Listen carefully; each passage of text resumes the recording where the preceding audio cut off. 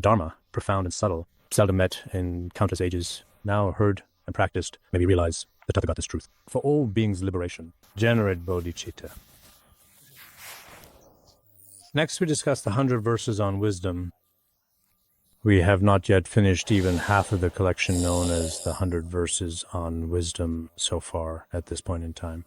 Because there were no classes in the past 2 days, especially yesterday, I went to the local monastery to give all of them a Dharma talk. It was set for afternoon, but didn't happen, so I gave the talk evening. In the evening, there was a memorable, special, all-night Dharma teaching after the summer retreat ends in Tibetan Buddhism. On the last night, teachings are given all the way until dawn. There is such a tradition, while there is such a saying, when many Khenpos give teachings, they extend teaching time, but don't actually teach through the entire night all the way. Yesterday, I was asked to give this teaching, and there were also some other reasons, such as conferring the Bodhisattva vows. Last night, after the clock had just passed 7 o'clock in the evening, I began my teaching session. It was a little after 7 when it was around 7:30 in the evening.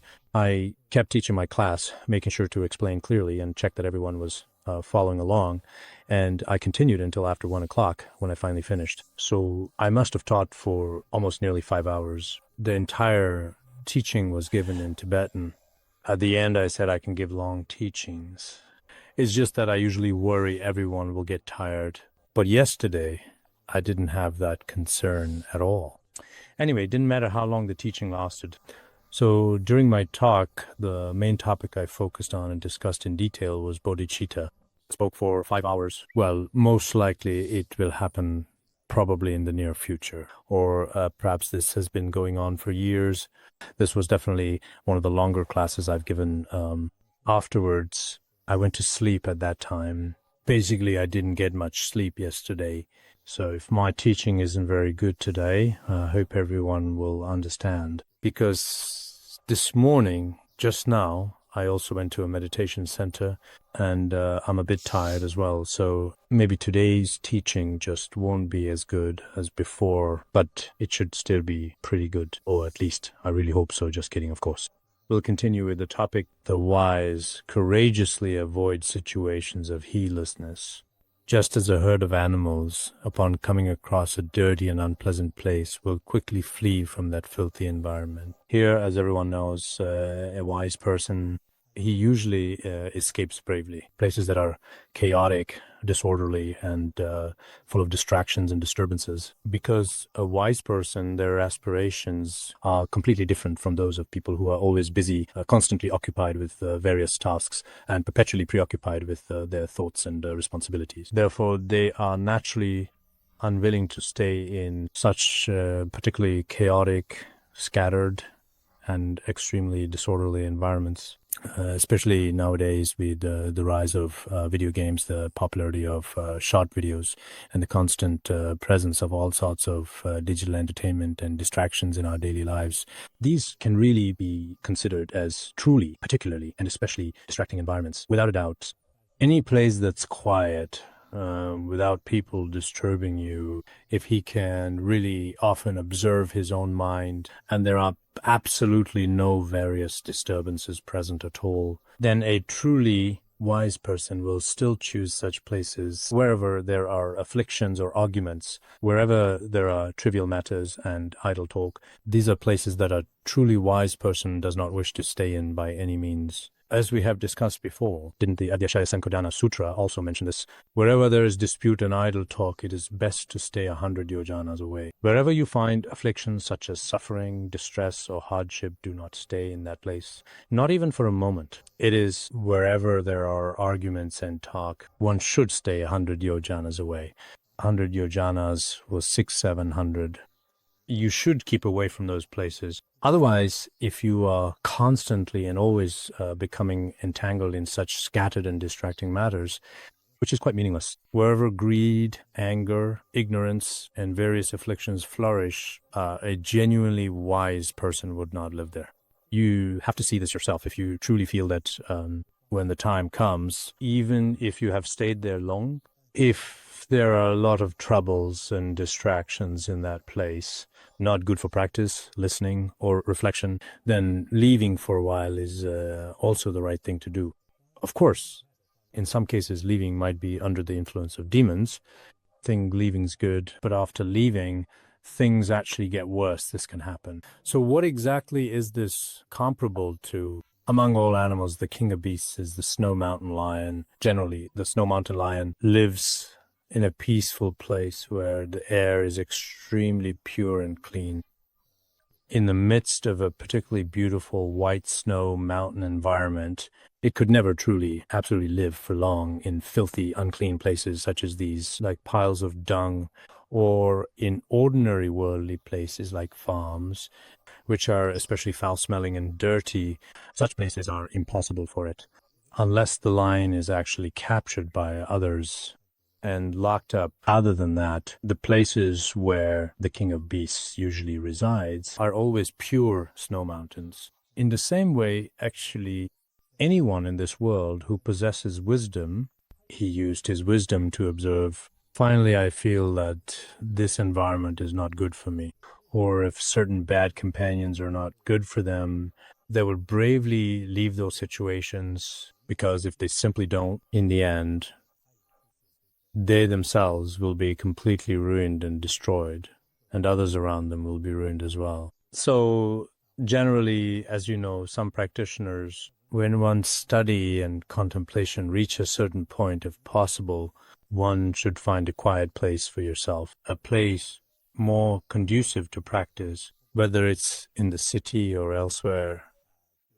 and earnestly cultivate bodhicitta and understanding of emptiness. In the beginning, it may be that even your family or those close to you often feel a bit uncomfortable with it. But gradually, if your own mind can become pure, then the external circumstances are not something you can't face.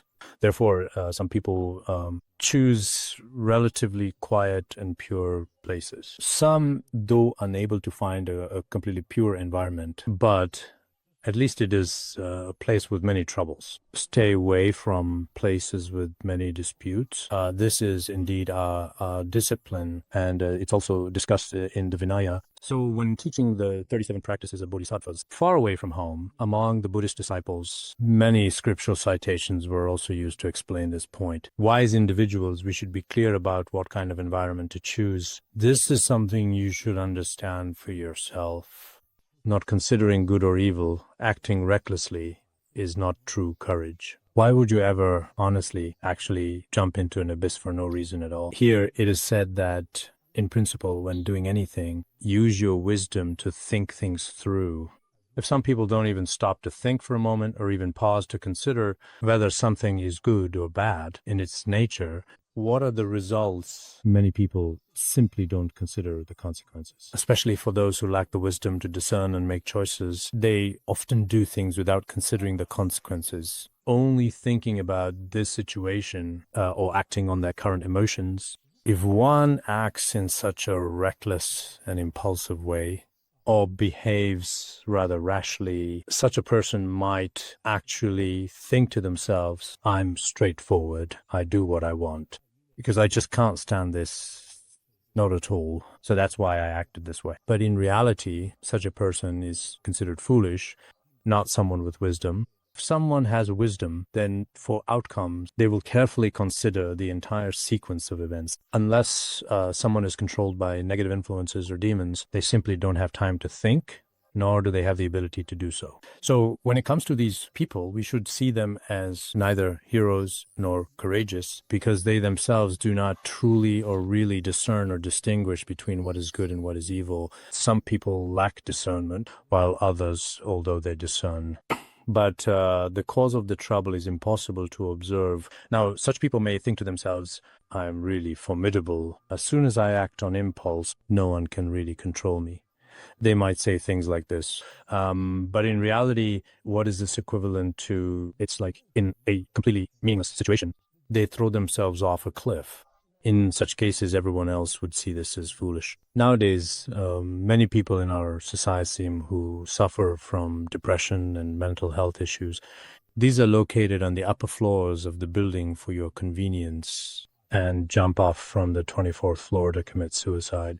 Some people jump from cliffs and enter rivers to die. These people are actually simply not heroes. Some might think this person is so impressive they ended their own life.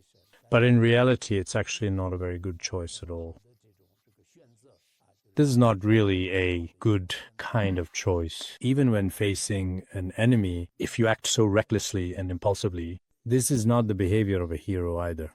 As it is also said in the Sakya aphorisms, after all, it is foolish to charge into the enemy without observing everything, none observed. If you charge into your enemies, that is truly a very foolish act indeed. Like a moth flying into the flame of an oil lamp, how could that possibly make it a hero? It's just like a moth fluttering helplessly that rushes straight into the oil lamp. Yet people think this moth is actually quite impressive. Truly remarkable, in fact, because it disregards its own life and charges forward without hesitation. Nowadays, in our world, whether in daily life, dealing with enemies, with loved ones, or with those around us and those we care about, if you disregard everything about yourself and others and act recklessly, then you should realize that this is really foolish behavior. It's just like being a moth. So in everything that we do, as we often like to say, and as we always remind ourselves time and time again, in ancient times during the spring and autumn period, many scholars often said, think thrice before you act. A saying goes, think thrice before acting. But later, people like Confucius advocated for think once more before acting. I mean, not too much, actually, to be honest. 3 times, 4 times, like this. You end up with even more worries and overthinking. It hinders getting things done. Instead, you become indecisive and the results aren't good. So he felt that there was no need for so much deliberation. I think this simply depends on a person's wisdom. If some people are wise and intelligent, maybe observing once or twice is already enough. If there is no wisdom, repeated observation needed. If there is no more wisdom, then no matter how many times they observe, they still won't see it. So as you can imagine, this really varies quite a bit from person to person. But overall, people who are reckless tend to be very impulsive often in today's terms, because when impulsive people act on their emotions, many of the things that they do may cause damage that cannot be undone even in 100 years. There are many things like this where if you try to fix it, it's impossible. Some people, for example, when you are acting in a moment of sudden impulse, immediately pick up a gun and kill their own family members. There are actually quite a lot of such people driven by your anger and hatred, or for instance, some of our Dharma friends, since they felt bad at that time, cursed at their Vajradharma friends, and in the end they regret it for the rest of their lives. So logically speaking, if one has some self-control, then thinking twice before acting is indeed very important. This is extremely important. But for some people, they understand this in theory. When they actually face a situation, they have absolutely no self-control at all. There are people like this as well. If we were to rely solely on theory, then it would be enough just to study theory. But in reality, sentient beings are very complex.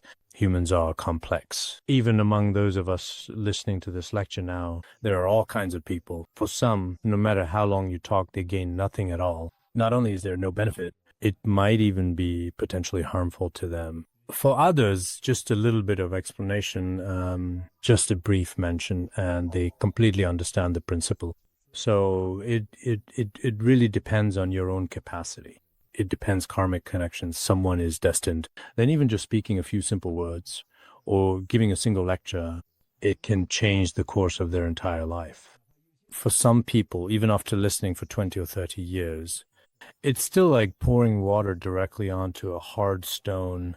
The nature of the stone is never moistened at all in any way. So I think that sometimes we are a bit reckless and impulsive. This should be in the treatises of the wise, is especially regarded as mentioned earlier in the Sakya aphorisms. This is considered a foolish approach, but sometimes we may, no, this is a foolish thing to do. Yet we are still sometimes willing to do foolish things this happens to our villagers. Even though I get into fights with others in a moment of impulse, I know these things are unreasonable, but I just can't help it. Anyway, that's just the kind of temper I happen to have, whether it's the teacher advising you or your supervisor giving you guidance, whatever it may be. I was listening well at that time, but when my afflictions truly do arise, even if Shakyamuni Buddha appeared before me, I still wouldn't hold back. So for some people, whether it's due to habits from past lives or the result of upbringing and education, they have this kind of temper or personality. In such cases, as we often say, even if 1,000 Buddhas were born, it would be useless. Even if 1,000 Buddhas came to give you guidance, there would still be no way to change your behavior in any way at all. In such cases, talking about it might be useless. It's better not to say anything. If you talk about it, your discriminating thoughts increase, and as a result, you become more reckless than before. There are situations like this as well. Now, in the following part, let us perhaps take a moment to see what it says. Well, even those with virtue do not always receive great fame everywhere. The cool light of the moon is not suitable for a lotus pond. Here, it means that in the world, those who possess virtue and talent, those we call both virtuous and talented, or exceptionally gifted, such people may be recognized in a certain place, and everyone probably recognizes them, but it doesn't mean that they will be accepted everywhere. This is indeed actually the case, isn't it? For example, some of us, you also learned really well, consider our character to be good. But in a certain situation or context, it seems that no one recognizes your talent. In the past, in a certain place, it seemed that everyone respected you very much. Indeed. But when you go to another place, it seems like no one pays attention to your talent. Actually, at this time, you shouldn't feel particularly upset either. Don't think people are bad. I'm such a good person, such a wise person. They're not even seeing. Even my own mage, it seems, has a mental problem since I'm such an outstanding talent. But he never gives important positions. Thinking this way is actually not right either. There is a certain pattern to this. Some people may indeed, it is true after all, have a bit of talent and are able to benefit from it. But for some people, no matter what you do, you may not actually gain any benefit. Just like it says in the Sutra of Wise and Foolish, Bhadrakalpika Sutra, sentient beings are liberated according to conditions. It's the same when we try to help sentient beings. I might think I'm pretty good. But when I go to a place, the people there may not necessarily treat me well. Didn't some scriptures mention this before? When Shakyamuni Buddha went, the people there didn't accept him. When Manjushri Bodhisattva went there, many people took refuge before Manjushri Bodhisattva. Later, when told to the Buddha, he explained the difference. Because Manjushri Bodhisattva, in previous lives, he had already started to guide those people, helping them give rise to bodhicitta and benefit. I did not have a karmic connection with them, but this time they had a karmic connection with Manjushri Bodhisattva. In our worldly terms, to be honest, well, honestly, it really depends on whether or not you have a karmic connection with them or not. If you don't have that connection, no matter how remarkable you are, you might not be accepted here. This is also nothing strange or unusual.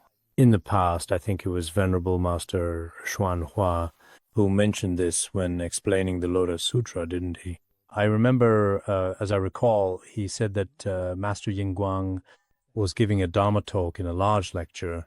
As he was continuously giving the talk there, eventually everyone left, and only one person remained listening.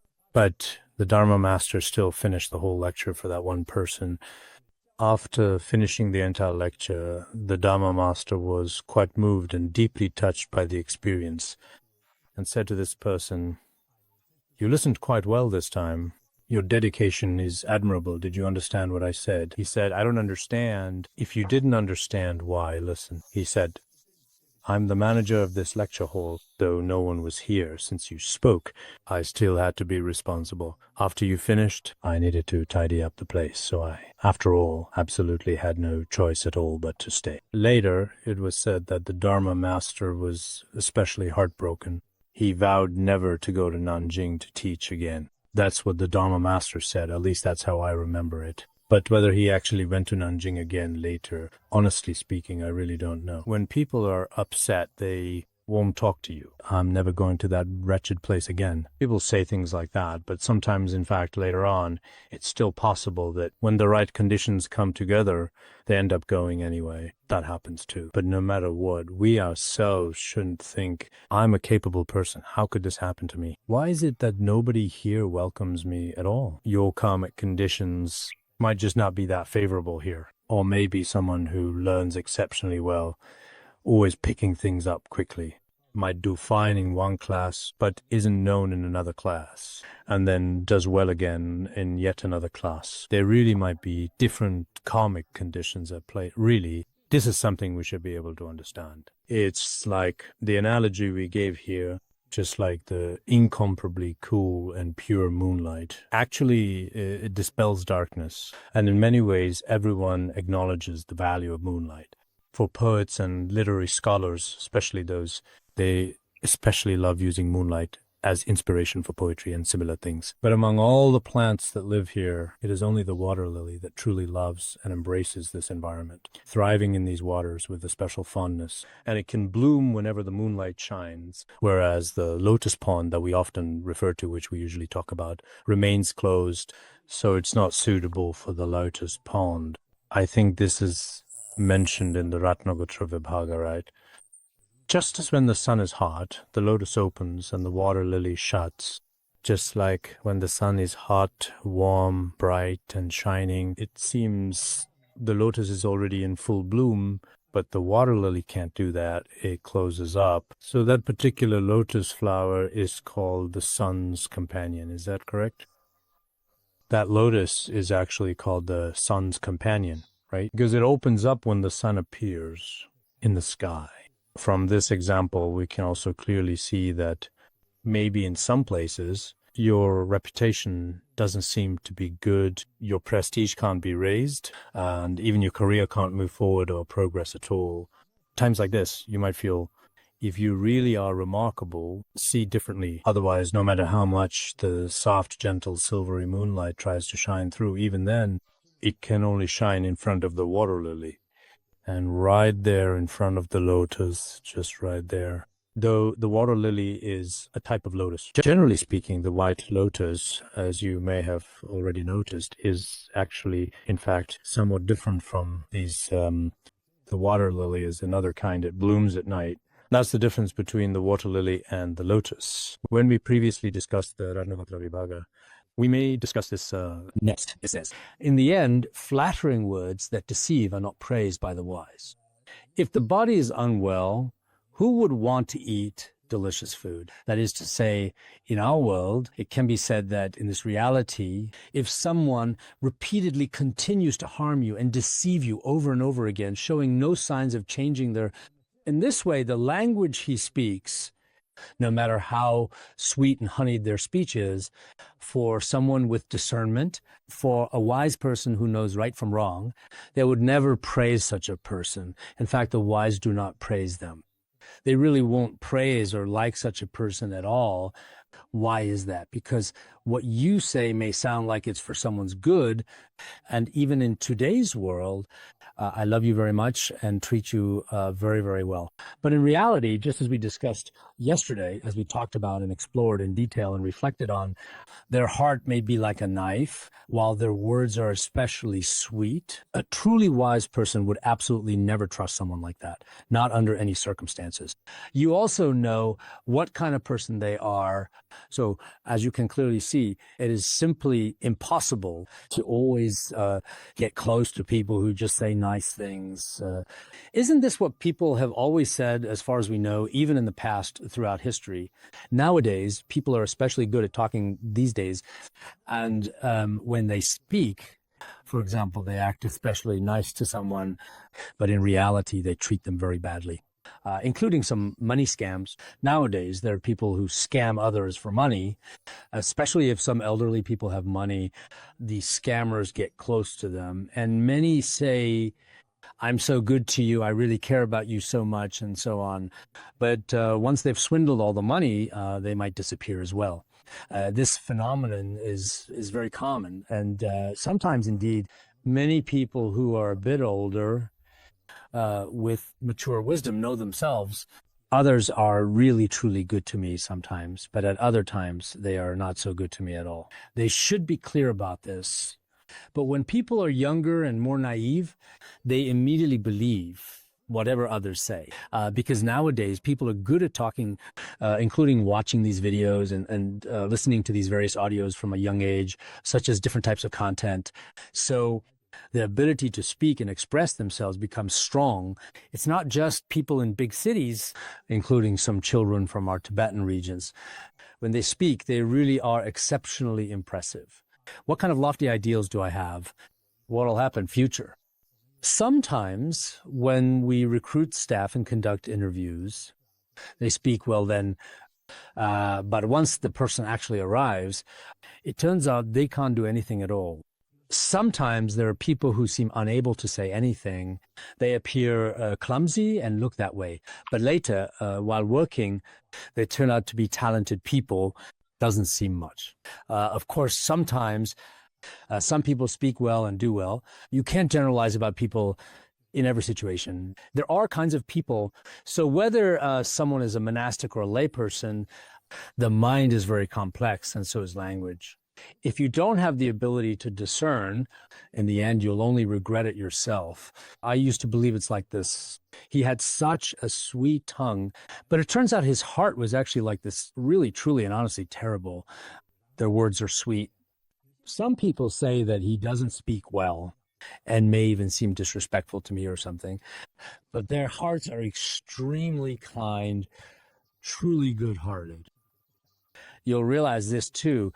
So sometimes even in the world, we say, or perhaps we might even hear people say, an open attack is easy to dodge, but a hidden arrow is, as people often say, hard to guard against. If someone is openly holding a gun, it's easy for you to dodge right away. But if someone shoots an arrow at you from the shadows, that's really, really hard to guard against.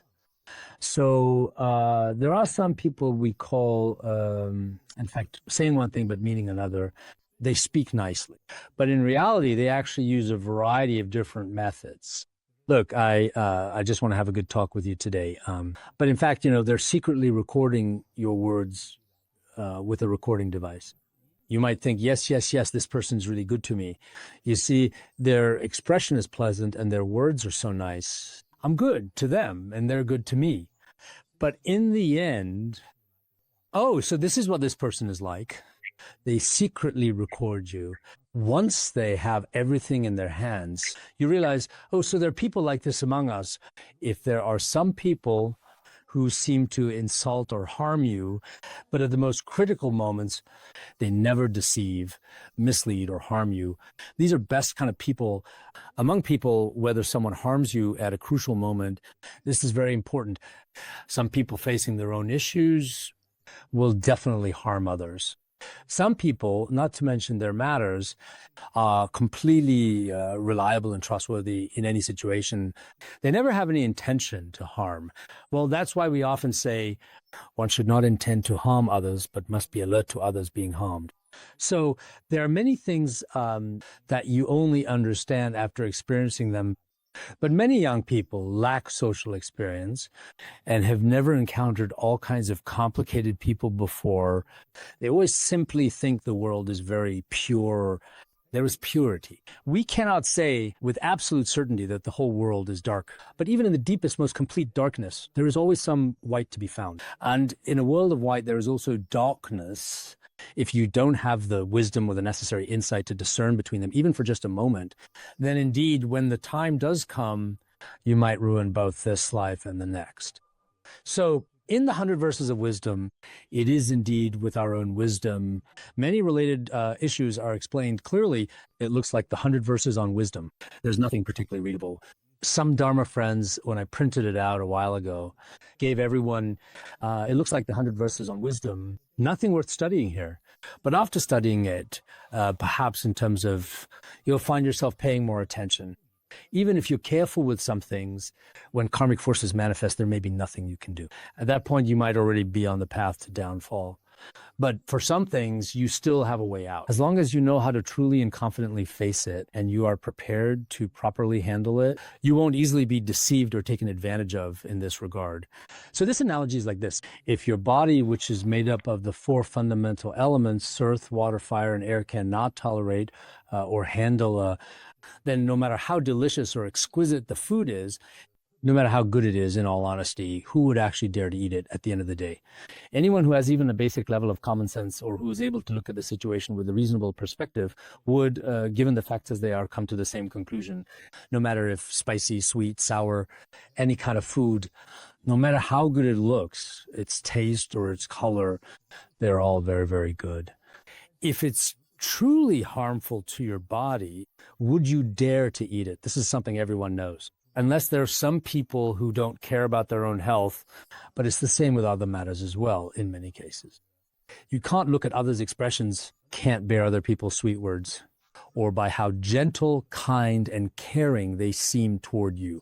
If in reality what they say is actually very hurtful to you, then who would truly be willing to open their heart? Who would honestly be willing to rely on them? This is a kind of law of nature, and we can't complain about it. Why are you like this? Just wondering. Some of our Dharma friends are like this. I've been so good to you, so why are you treating me this way? But in fact, you are good to him.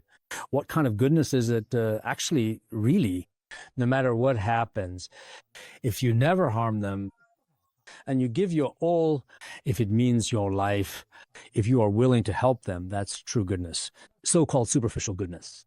If your actions are actually not good, your behavior speaks for you. It's not about what you say, I'm good to you, so I'm good. That's not how it works.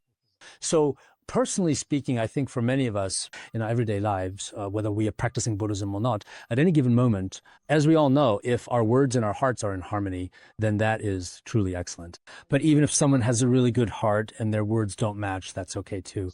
In the following verse, it is said, wise people accept honest advice, even if it is unpleasant to hear, as if it were medicine.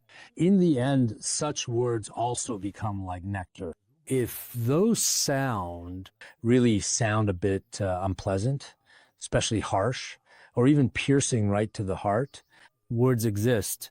When you hear them, you really feel extremely uneasy and uncomfortable. But if they are sincere advice, they have 100 benefits without any harm. There's nothing in them that harms you. They are spoken with honesty. Or even if the words themselves are rather rough or unpleasant to hear, but in reality, they are truly good for you. At the very least, there is no intention to harm you in their heart, and they would never have the thought of harming you. So this language is truly a wise man. We should, just like when we are ill and there is good medicine, definitely rely on it. We should be able to accept it in the same way. We often say honest advice is unpleasant but benefits actions. Good medicine is bitter but cures illness. Was it Confucius who said this or someone else? If it is honest advice, even though it may sound harsh, in reality it is helpful for your actions and your mind. All helpful when we take especially bitter medicine. If it's beneficial for your illness, when we take traditional Chinese medicine, we don't want to take it. But as long as it is good for your illness, even if it may seem unusual, you can accept it. By the same logic, these words, some words that are really good for you, including some things, didn't Atisha himself also say? If it successfully hits the intended mark, fulfilling its purpose and resonating with its audience, then we, for example, if you attend a class and the lecturer is criticizing you, actually the speaker may not necessarily be doing that because there are just so very many people, each and every one of them in the audience. It's impossible for him to be speaking to just one person, but it's really you. It seems as if his harsh words have, to some extent, hurt you. All through these words, you are able to change your own behavior. It's like we treat diseases. There's absolutely no difference at all between them. In fact, they are completely identical in every possible way, so it's exactly the same. People can also accept this.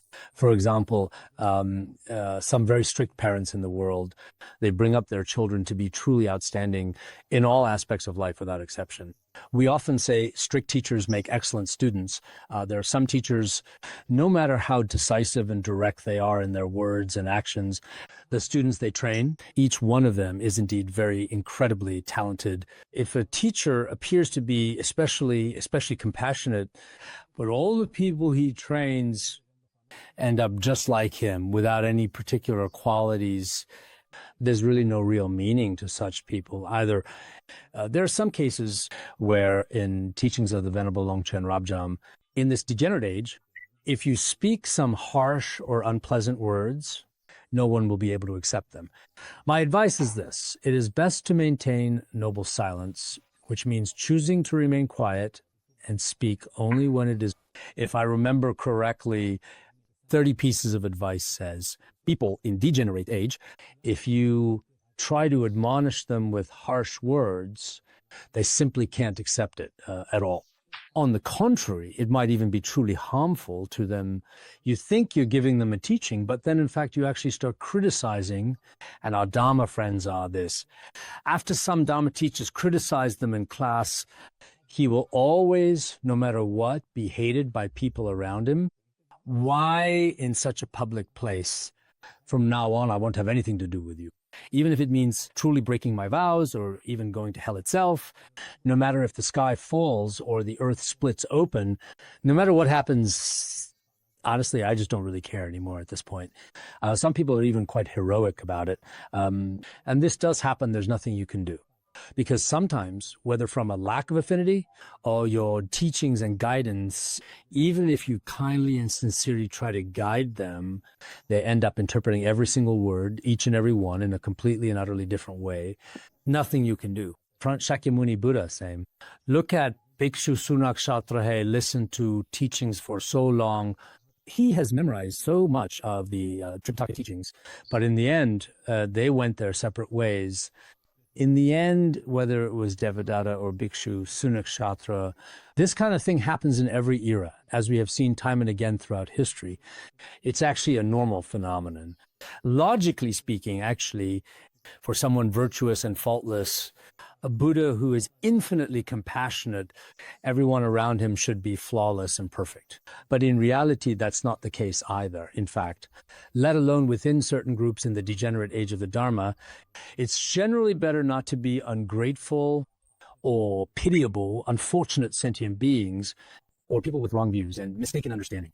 It's very hard to achieve that. But generally speaking, for someone with wisdom, one should understand things from a correct perspective, regularly reflect on one's own faults and recognize the virtues of others. This is extremely important. But I think for sentient beings, blessings are necessary. If one has blessings, life is easy. For such a person, this matter is very favorable. If I say something, if I explain this verse in more detail, as I have done before, likewise, if I address two people, one gain benefit, while the other may end up saying goodbye to you forever. This is possible. So indeed, sometimes conditions and circumstances, these conditions are truly inconceivable things. So regardless of who it is, it's not about what is said, nor is it about whether someone has ability or not. There are some things we can't see with our eyes. The more hidden kind, which is often subtle and elusive, that cannot be directly heard by the ears. I saw in a speech, someone kept talking. There was that kind of thing. I'm just not talking about that. There's a kind of truly hidden power of conditions and connections. If possessing this, then things become easier to handle. So I also hope that everyone out there, sometimes among Dharma friends, better talk face to face. But among you, some people who, when something is said directly, will hold a grudge forever. This isn't very good either. In our Tibetan community, it's the same. Some Khenpos aren't very patient, but whatever is said face to face, once it's said, it's over. It's like a rainbow in summer. It appears for a moment and then it's gone just like that. But for some people, it's over on the surface. No matter how many years pass, they still keep this in their hearts all along. The help I've given them is never remembered. Say something a little harsh to him. They remember it and have good memory. It's like words carved into stone. No matter how many countless years pass by, no matter how much gentle, steady rain falls over time, the deep engravings are truly, absolutely never, ever worn away at all. Hard to speak. Sometimes you have to consider before speaking to others. Otherwise, if you keep talking about their faults all the time, they might think he talks about mistakes. Who is he to criticize me? My parents and teachers said nothing. Boss never told me I'm such an outstanding, capable person. And yet he still has to criticize me every day. Maybe they'll just become even more arrogant as a result. That's certainly possible. After all, anything can happen. There are also good possibilities. And in fact, there are actually many really good and quite promising possibilities, but there are also bad possibilities. Next topic. Texts that are composed without reasonable meaning will also bring no benefit, just like performing a fire offering without mantras. There is no reasonable, if there's no logical foundation within, if there's nothing creative about it, then treatises written in this way also have, in general, little significance or value. This is like when we perform a fire offering, if there are no mantras or rituals involved, then it's just burning a pile of firewood, nothing more. And it doesn't really mean anything at all. Whether we are doing a fire offering or a smoke offering, we need to have these rituals in our lives. If none of these are present, if there's nothing, if that happens, it becomes meaningless and loses its value. In the same way, when a similar situation occurs, the outcome is just as insignificant. Whether we are composing treatises or speaking, these should carry some meaning. If there's no meaning, no matter how much you say, it's just rambling. No matter how many treatises you write, it's just a waste of paper. So in the Yogacarabhumi Shastra, for example, this treatise mentions some treatises as meaningless, heretical, or malicious, as well as treatises that lack compassion, are merely about hearing or just debates. There are many such kinds of treatises, including a few that are related to wrong views. For example, those mainly engaged in war or in evil knowledge and views, or some scattered elements, including articles about killing, fishing, or hunting. Many of these are often referred to as treatises of wrong discrimination, that is, writings focused on. These really have no real meaning. So whether we are composing treatises or writing articles, I don't know. If we used to have, at any point in time, perhaps a collection of works, we have them at the beginning, but if they're missing later on, it's a bit of a pity. Looking at that collection of papers, our own collection, the style at the very beginning, if everyone contributes, no matter who does it, it's best if the style doesn't change. If at some point it can't keep up with the times, it can be changed then. If that's not the case, with our book series, we should do a good job right from the very beginning. After it's completed, basically, for the most part, nothing should be changed. I've seen that in some Buddhist institutes in India. Even when they give out an award, the original format is absolutely never, ever changed. Not at all. If we do it this way, that's also very important. So whatever we do, it's important to prepare in advance. This is also very important. I'd also like to remind everyone here again, meant to say this privately, but here's fine. For those of us who are truly responsible, whether it's next year or this year, we might need to discuss it a bit. This year's Vajrasattva statue we made was actually quite good and well received by everyone.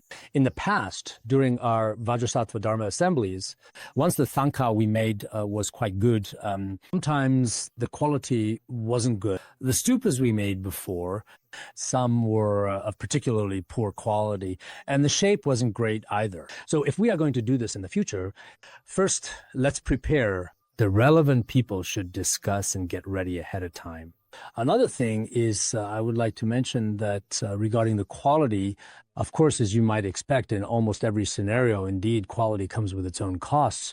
Even if it's not something big or expensive, if it's just a small souvenir, I think quality is certainly very important. Otherwise, there are already a lot of books these days, many Buddha statues and pendants. Everyone has hundreds of pendants. Here are all kinds of ornaments. But if there's nothing unique about it and it's always the same, plus if the quality isn't good, it's better not to do it at all. So on one hand, things need to be discussed in advance. Otherwise, time passes especially quickly. Of course, next year, this probably won't be my responsibility here, but that's okay. Since I thought of it, I'll share this idea. Fellow practitioners involved, because time does fly on, or 2 months, half a year is gone in a flash.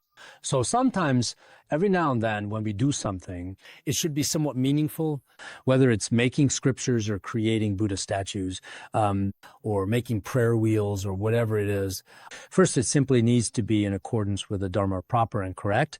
Also, it should be indeed truly and remarkably dignified and particularly exquisite. More importantly, the quality shouldn't be especially poor. If there really isn't any money, then it's better not to do it at all. This time, we really had no choice. There was nothing at all. So we just went ahead and gave each and every person a pack of instant noodles. It doesn't necessarily have to be like this every year. It seems the habit is that every Dharma assembly must give something out, otherwise it feels wrong. People keep coming waiting to see what will be given out. Now, before the event, people are asking, what are we getting? Some people actually rush over just for things being handed out. Anyway, I just wanted to bring up or mention this here in passing, if I may, if you don't mind. Next, it says, being familiar with faults and merits. One should act in a way that avoids all faults.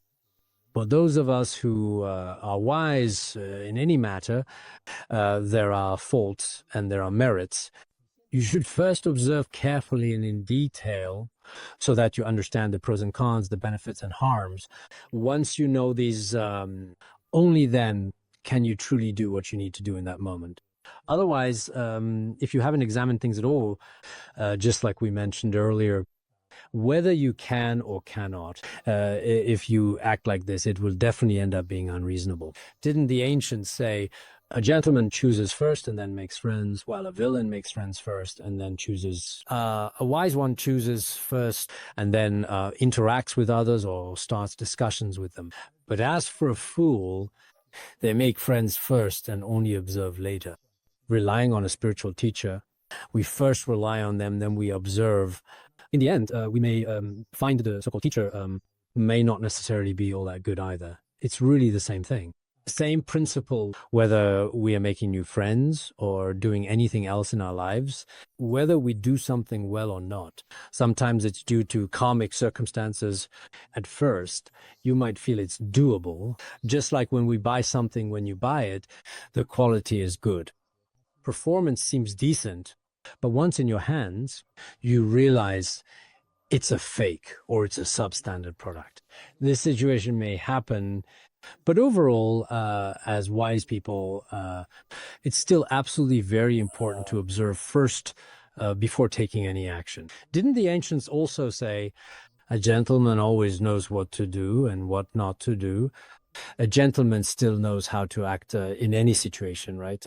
He does what he knows can be done and refrains from what he knows cannot be done. Was it Mencius or another who said it? If he feels it's necessary to observe first, then after he observes, if he thinks it's doable, then go ahead and do it. If you encounter something during the process, that's just how it is. You've already observed in advance, and if you feel that something shouldn't be done, then no matter what others say, you still shouldn't go through with it. So sometimes I guess I'm not really impulsive. That is, when something comes up, I usually stop to think things over before I act, rather than just reacting right away. No matter what others say, I still absolutely and completely trust my own judgment. If it's doable, I'll go ahead and do it. Sometimes I also act on intuition, and later on, this person is steady, shouldn't be a problem. So letting him handle things should be fine. But later on, gradually, time tests people, distance tests horses. Things get clearer over time. This situation happens too. Take a moment to pause. And so observe carefully and with wisdom. This is very important. Otherwise, if in the end everyone just blames each other, it's pointless, isn't it? Actually, it wasn't originally pointless, not at all, honestly. It should be from Nagarjuna Bodhisattva's Tree of Wisdom treatise, I think. There was a woman who, while having an affair outside, she unfortunately encountered robbers and had all her clothes stolen. She was left with only an open space. So she carefully picked a large leaf, and used it to cover her private parts, making sure she was hidden from view. Then stay here. At that time, a fox appeared holding a piece of meat in its mouth as it came over. Then the fox saw many fish swimming in the river nearby. In order to catch the fish, it put the fresh meat down and went to the riverbank. But the fish in the river had already gone down and it caught none. When the fox got back, the meat in its mouth was taken away by a crow. At this point, they started talking to each other. The woman began to speak to the fox. When you were chasing after the fish in the river, the fish had already sunk down out of reach. Your original flesh flew into the air. She said it while laughing. The fox retorted, "You're exactly the same. Just take a look at your current situation right now. You were abandoned by your own trusted companion. When you chased someone else, others abandoned you too. Now you have nothing left either." Then they started blaming each other. Actually, this is also a sign of a lack of wisdom. It's everywhere in the human world. Sometimes we might not even notice it ourselves. Just like how the woman mocked the other earlier, she couldn't see her behavior yet criticize others.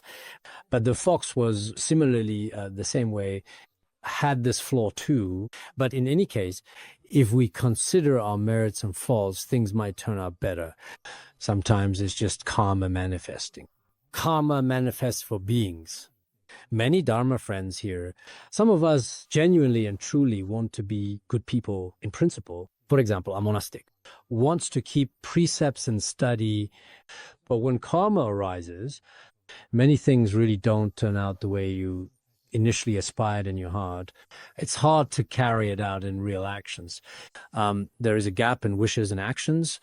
When we make wishes, recite Guru Rinpoche's mantra 1,000 times. But when it comes to actually doing it, we get sleepy, tired, or sorts of things come up. So sometimes the words that we say at the very beginning, at the very start, and our actions ultimately in the end often don't match up with our intentions or beliefs. Our dreams and actions are often not so consistent. But no matter what, we still have a positive pursuit for our goals and aspirations.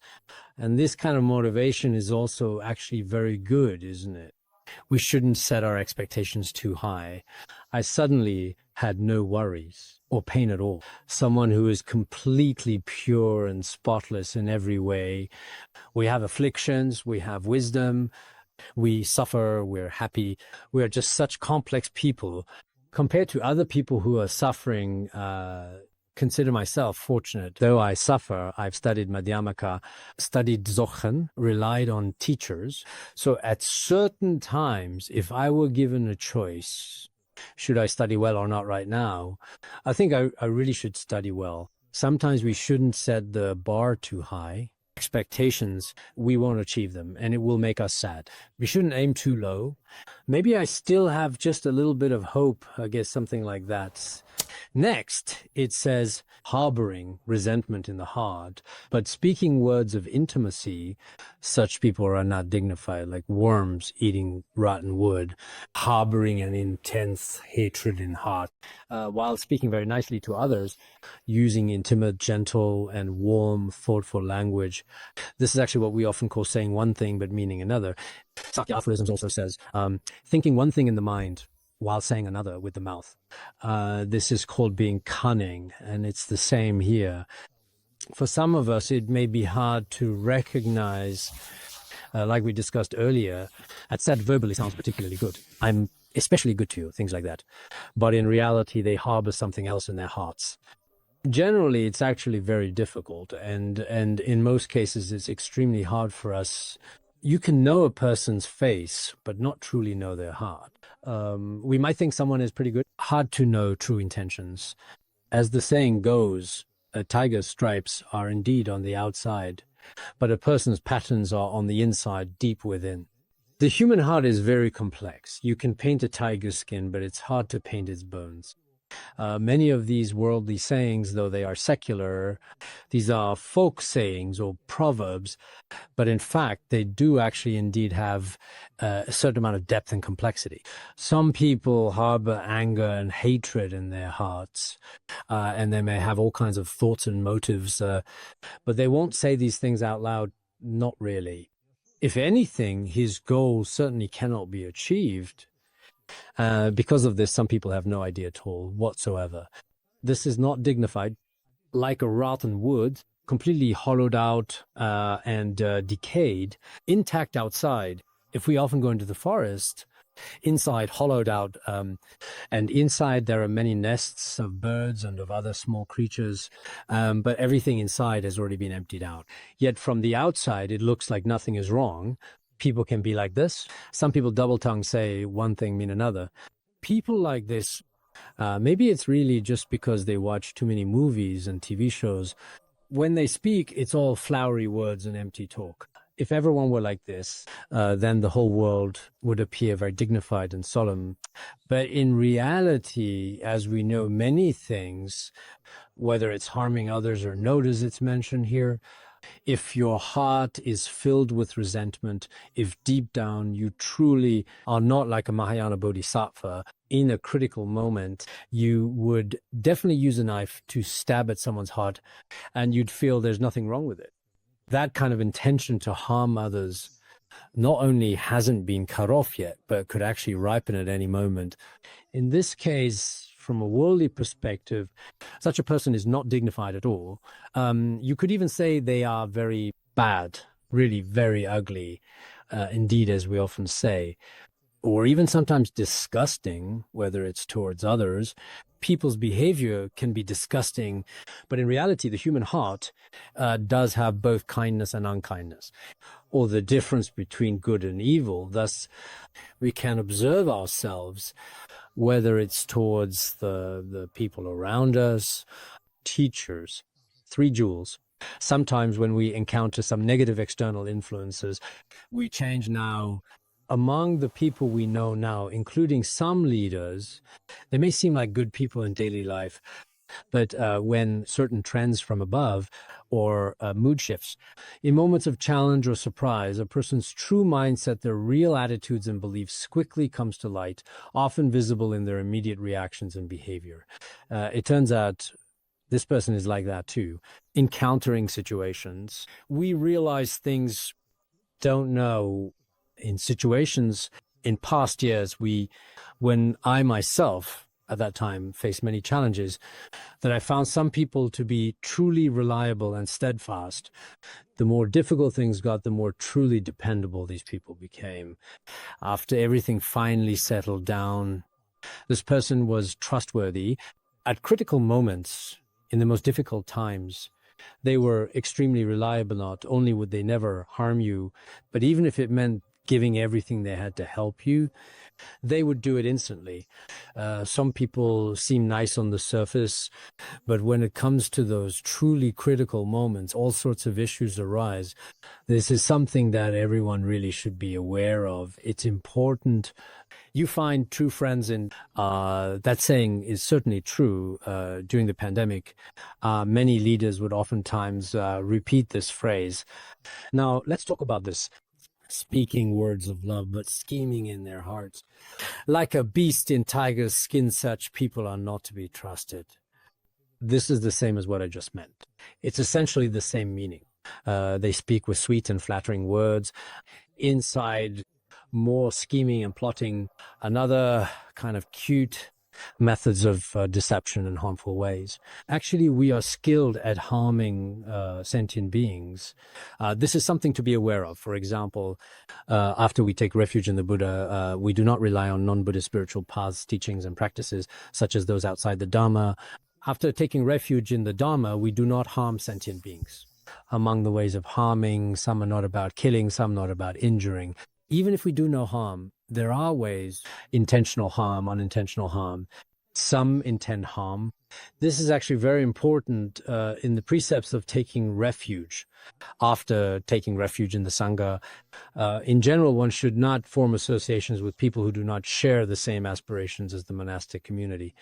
If, for instance, one happens to gently and thoughtfully speak pleasant, gentle, and sweet, kind words, but harbors other calculations in the heart and prepares to harm others when the opportunity arises, many leaders, including some eminent monks and great masters in the past, the people around him often hurt him emotionally.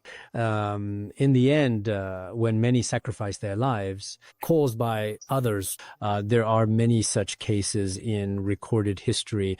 If there is another situation, this is just like a fox putting on a tiger's skin in order to look much more powerful than it really is, hoping to fool others into thinking it has the strength of a tiger. Where's tiger skin? Since a fox is actually very timid by nature, but in front of others, it wears the tiger skin. Everyone thinks it is a tiger and finds it especially frightening. But in reality, in fact, its true nature is not trustworthy at all in any way. What it says sounds very good, but actually it's not like that. It turns out it's not where it should be. About a crow and a fox, there was such a story, right? The crow then had a piece of meat in its beak and landed on a tree. At the moment, the fox was below and couldn't climb up, but really wanted to eat the meat and had no way to get it. So it started to trick the crow, saying, "Crow, among all the birds, you sing the most beautifully. Could you sing another song? If you sing, we would really, really love to hear it." The crow actually believed it was sincere. So it started to sing, and as it sang, it opened its sharp beak, and the piece of meat it was holding fell out to the ground. The fox took it, ran away. Then the crow realized, so this is how it bullies me, honestly, every single time it happens.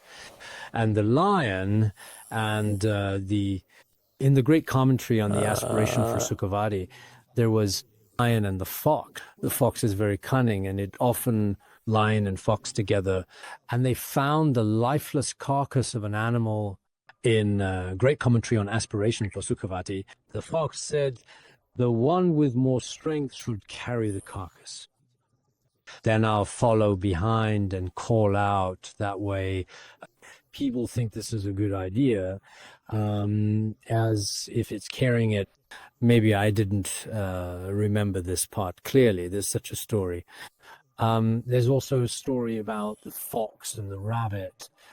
They found an animal carcass together side by side, and after finding the carcass, what did they say? Forgotten the story. Never mind. I won't tell so many stories today. There are some words sound very nice, but in reality, they harm others. This kind of mindset is really bad. In our world, such phenomena are, actually quite common, aren't they? Wouldn't you agree? We discuss fame, recognition, and true, lasting joy in this life, and the precious, profound Dharma that brings great benefit to all future lives and beyond. If one possesses neither of these, what is the point of being human in either life? Is that in this world, for example, fame and money, these are causes for happiness in this life, causes for joy in this life. These are also necessary. Though they are worldly matters, if you simply have money, fame, and status, should obtain happiness in this very lifetime. Celebrities nowadays, at the very least, they don't have to worry about their livelihood. They should have a certain amount of resources. This is a cause for happiness in this life. But having only fame is not enough. You should also have the Dharma. So what kind of Dharma is that? Beneficial to future generations for their well-being and prosperity. These are beneficial for the next life. Some are materialists who only look at this life and not the next. If that's the case, as it is also clearly stated in the well-known Sakya aphorisms,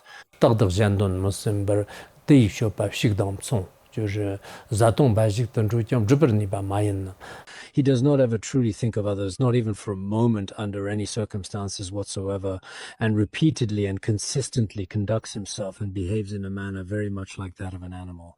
If you never think about benefiting others, just eat, drink, enjoy, then this is no different from the other. A child asked me, what Sakya Pandita said seems a bit excessive.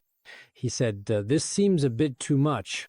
Because they are rather individualistic, why benefit others daily? Why is this the same as being an animal? Then I told them, this is mainly from the perspective of a Mahayana Buddhist, same as animal. If one spends every day just eating and drinking, whether for others or even one's own family, if you don't even have a single thought of benefiting society, no difference, animal. Later, he agreed with this view. One is that you have to consider the next life. If you lack both of these, that is, the accumulation of worldly dharma in this life and the accumulation of good dharma in the next life, if you don't think about these, then such a person is not in any meaningful sense even a real human being anymore. In Tibet, we joke, you're not even a person anymore. Not really. You don't have the basic traits of a human being. If all you do is eat, drink, play, and sleep, but humans, most animals, in fact, are actually quite good at doing that as well, too. You see, some animals are, in fact, very clever, whether it's avoiding harm or even just seeking happiness. They each have their own unique, special skills. So I think that in general, as human beings, we should do some good deeds in this life, live happily in this life, and practice virtuous actions for the next life. In this way, both this life and the next will be happy. This should be a basic hallmark of being human. If you just consider this life, not the next, that's not okay. If you only think about the next life and neglect this one, can be problematic. Some Buddhists may practice Buddhism and endure hardships for the next life, which on one hand is admirable, but you have many things in this life. If you don't handle them well, even the virtuous actions that benefit your next life may not be practiced. Therefore, as true Mahayana Buddhists, certainly we should consider this life and the next. Take a moment to thoughtfully think about ourselves and about others and take into account both today and the future. Only in this way can we truly become wise individuals. We'll stop here for today.